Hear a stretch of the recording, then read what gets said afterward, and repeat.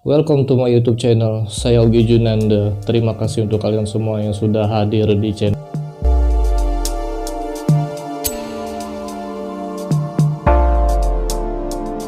Mulai dari terjangkitnya virus corona atau new COVID-19 sampai berakhir dengan kematian. Berikut 5 fakta mengenai virus corona. Infeksi virus ini disebut new COVID-19. Pertama kali ditemukan di kota Wuhan, Cina. Virus ini menular dengan cepat, menyebar ke beberapa negara termasuk ke Indonesia. Mulai dari terjangkitnya virus corona sampai dengan kematian yang disebabkan oleh virus tersebut. Berikut 5 fakta mengenai virus corona.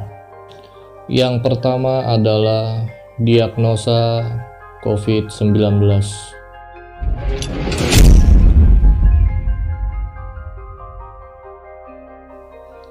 Untuk mendiagnosa apakah pasien positif terkena virus COVID-19, dokter akan menanyakan pasien gejala-gejala yang dialami.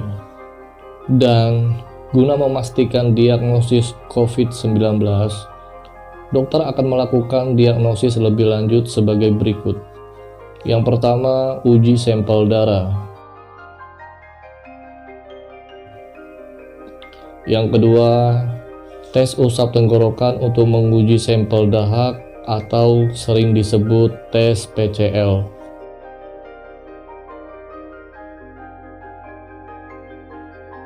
Yang ketiga, ronsen dada. Untuk mengetahui infiltrat atau cairan di paru-paru. Fakta kedua mengenai virus COVID-19 adalah infeksi virus COVID-19.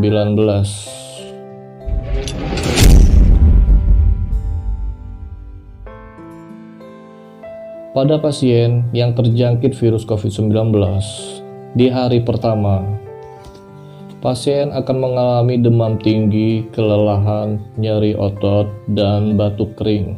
Dan pada hari kelima, muncul kesulitan bernafas, nafas berat, nafas pendek, dan sebagainya. Dan parahnya lagi, pada hari ketujuh, biasanya pasien dirujuk ke rumah sakit karena pasien mulai kehilangan tenaga, lemas, sulit beraktivitas, bahkan pasien sulit untuk melakukan gerakan-gerakan yang sebagai mestinya manusia sehat atau manusia normal lainnya. Lalu di hari ke-8, 15% pasien mengalami sindrom gangguan pernapasan akut. Pada hari ke-10, pasien mulai mengalami gangguan pada bagian perut. Pasien biasanya mengalami gangguan nafsu makan. Dan pada akhirnya di hari ke-17, setelah menjalani perawatan, pasien yang membaik, keadaannya pulih, berangsur baik, itu akan sembuh dan keluar dari rumah sakit. Dan sebaliknya, jika pasien tidak kunjung baik, tidak kunjung pulih atau sembuh, pasien kebanyakan mengalami kematian akibat COVID-19. Fakta mengenai COVID-19 yang ketiga adalah terjangkit COVID-19.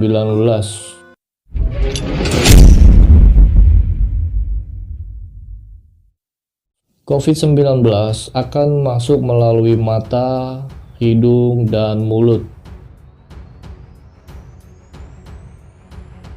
Dan virus ini akan masuk terus hingga ke paru-paru.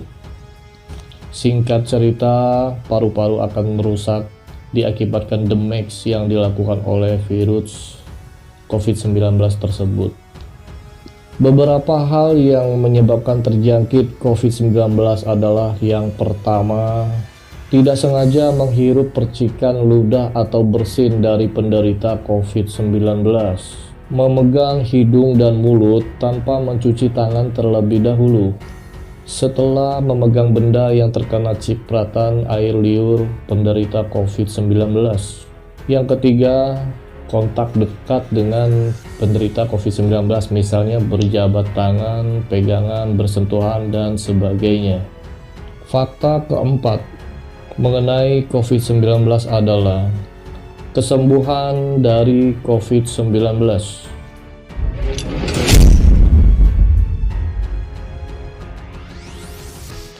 Menurut Profesor Khairul Anwar Nidom, yang juga berpengalaman menangani virus flu burung pada tahun 2005 lalu, ada dua macam virus COVID-19 yang telah mewabah saat ini. Yang pertama adalah low pathogenic.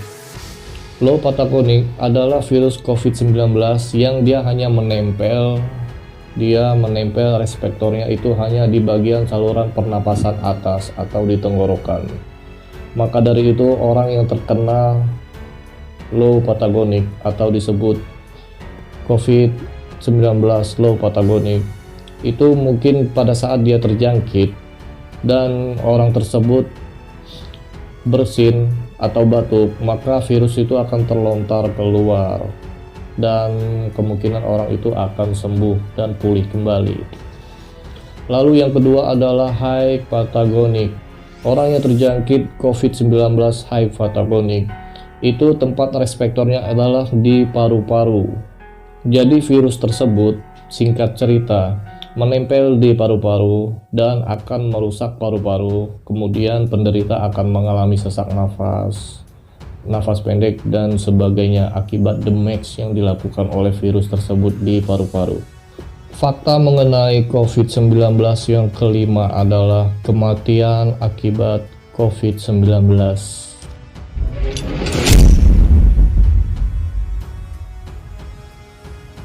Yang paling menyedihkan dari orang yang terkena COVID-19 adalah mulai dari dia diisolasi sampai dengan ia mengalami kematian diakibatkan virus tersebut, pasien tidak bisa bertemu dengan keluarga. Jadi bisa dikatakan pasien tidak ada kata-kata terakhir atau komunikasi. Bahkan pasien dilarang menggunakan handphone, semua alat komunikasi, dan sebagainya. Dan berikut ada beberapa protokol pengurusan jenazah pasien COVID-19. Yang pertama adalah pengurusan jenazah pasien COVID-19 itu diurus oleh petugas rumah sakit yang sudah ditunjuk oleh Kementerian Kesehatan. Jadi tidak sembarang orang bisa mengurus jenazah COVID-19. Protokol pengurusan jenazah COVID-19 yang kedua adalah menggunakan pakaian pelindung, sarung tangan, dan masker. Yang ketiga, tidak makan, minum, atau merokok selama berada di ruang penyimpanan jenazah. Yang keempat, pengurus jenazah COVID-19 tidak boleh bersentuhan langsung atau kontak langsung dengan pasien jenazah COVID-19. Misalnya bersentuhan tangan, terkena cairan atau darah jenazah COVID-19. Sekian video dari saya kali ini. Terima kasih untuk kalian semua yang sudah menyaksikan video ini dari awal sampai akhir. Jika menurut kalian video ini bermanfaat, share video ini ke media sosial yang kalian punya, Facebook, Twitter, dan Instagram. Jangan lupa padamkan tulisan merah yang bertulisan subscribe di bawah. Dengan itu saya akan kembali dengan informasi-informasi inspiratif lainnya.